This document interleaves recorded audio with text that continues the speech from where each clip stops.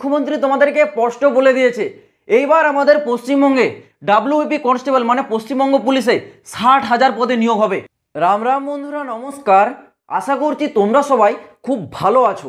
বন্ধুরা, তোমরা যারা West Bengal police constable vacancy 2024-এর অপেক্ষায় আছো, তোমাদের জন্য একটা দারুণ বড় গুড নিউজ। যারা পুলিশ ভ্যাকেন্সির অপেক্ষা করছো, কারণ এইবার 2024 সালে ওয়েস্ট বেঙ্গল পুলিশ কনস্টেবলে 60,000 ভ্যাকেন্সি জারি হচ্ছে। 60,000 ভ্যাকেন্সি। আর এই ভ্যাকেন্সির আপডেটটা আমি নিজে থেকে দিচ্ছি না, এটা আমাদের পশ্চিমবঙ্গের মুখ্যমন্ত্রীর তরফ থেকে বলা হয়েছে। তোমরা সেই ভিডিও ফুটেজটা একবার আগে দেখে নাও।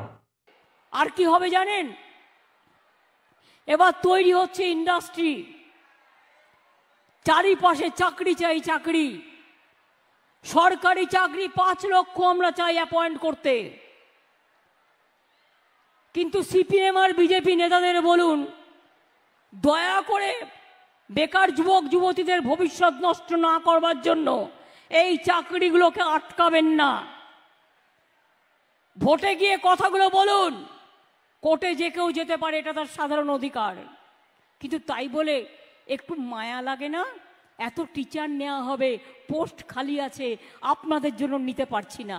মানে এই বিজেপি সিপিএম আর কংগ্রেসের নেতাগুলোর জন্য, কয়েকটা ফুরফুরের জন্য। প্রজাপতি ফুরফুরে উড়ে বুড়ে বেড়াচ্ছে, চাকরি পেলে তাদের লোকসান। তারা চায় না পুলিশে লোক নেওয়া হোক। 60,000 পুলিশ রিক্রুটমেন্ট হবে, প্রায় 1 লক্ষের মতো টিচার রিক্রুট হবে, বিভিন্ন দপ্তরে 5 লক্ষ ছেলে মেয়েকে নেওয়া হবে।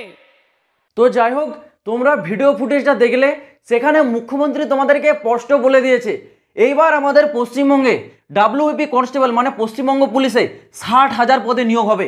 মানে এসএসসিজিডি, যেটা একটা সেন্ট্রাল লেভেলের জব, ঠিক আছে, সেই সেন্ট্রালের থেকেও তোমাদের এখানে কিন্তু বেশি পরিমাণে ভ্যাকেন্সি এবার জারি হচ্ছে। এসএসসিজিডিতে মাত্র 25,000 ভ্যাকেন্সি, তার ডবলের থেকেও বেশি ভ্যাকেন্সি তোমরা পেয়ে যাবে আমাদের ডাব্লিউবিপি মানে পশ্চিমবঙ্গ পুলিশ কনস্টেবলে। তো এটা একটা সত্যি খুবই ভালো ব্যাপার যদি এটা রিয়েল প্রমাণিত হয়।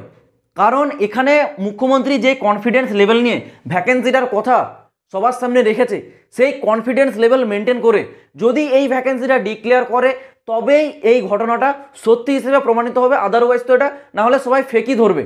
এখন তোমরা জানো আর কয়েক মাস পরেই লোকসভার ভোট আসতে চলেছে, সেই ক্ষেত্রে এরকম অনেক নিউজ তোমরা পাবে। কারণ যে যার নিজের সিট বাঁচানোর জন্য এরকম অনেক আপডেট তোমাদের সামনে নিয়ে আসবে। দেখো, আমি কিন্তু এই নিয়ে কোনো রকম নেগেটিভিটি দিচ্ছি না যে এই পক্ষ ভালো এই পক্ষ খারাপ। আমি কোনো পক্ষ বা বিপক্ষে কথা বলছি না, কোনো পার্টি পলিটিক্সে আসছি না। আমি এটাই বলতে চাইছি, মুখ্যমন্ত্রী যেই কনফিডেন্স নিয়ে ভ্যাকেন্সিটার কথা উল্লেখ করেছে, সেই কনফিডেন্স লেভেল অনুসারে যদি ভ্যাকেন্সিটা জারি করে, তাহলে সেটা আমাদের সাধারণ মানুষের জন্য খুবই একটা ভালো ব্যাপার হবে। কারণ 60,000 ভ্যাকেন্সি মানে আমাদের পশ্চিমবঙ্গে প্রতিটা ঘর থেকে একজন করে পুলিশ অফিসার তৈরি হবে। এইবার 60,000 ভ্যাকেন্সি মানে তোমরা বুঝতে পারছো, এটা সেন্ট্রাল লেভেলেও এসএসসিজিডি এত ভ্যাকেন্সি কিন্তু 2024 সালে জারি করেনি। তো সেই ক্ষেত্রে এটা একটা খুবই ভালো ব্যাপার হবে যদি এই ভ্যাকেন্সিটা সত্যি জারি হয়।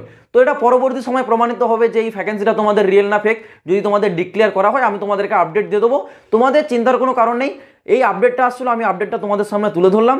তোমরা যদি এরকমই প্রতিটা লেটেস্ট আপডেট সব থেকে আগে পেতে চাও, এই চ্যানেলটা তোমরা অবশ্যই সাবস্ক্রাইব করে রাখো। এই চ্যানেল তোমাদেরকে সঠিক আপডেট সঠিক সময়ে সব থেকে আগে পৌঁছে দেবে। তো চলো বন্ধুরা, আজ ভিডিওটা এই পর্যন্ত। দেখা হচ্ছে আবার পরের ভিডিওতে নতুন কোনো আপডেটের সাথে। জয় হিন্দ, বন্দে মাতরম।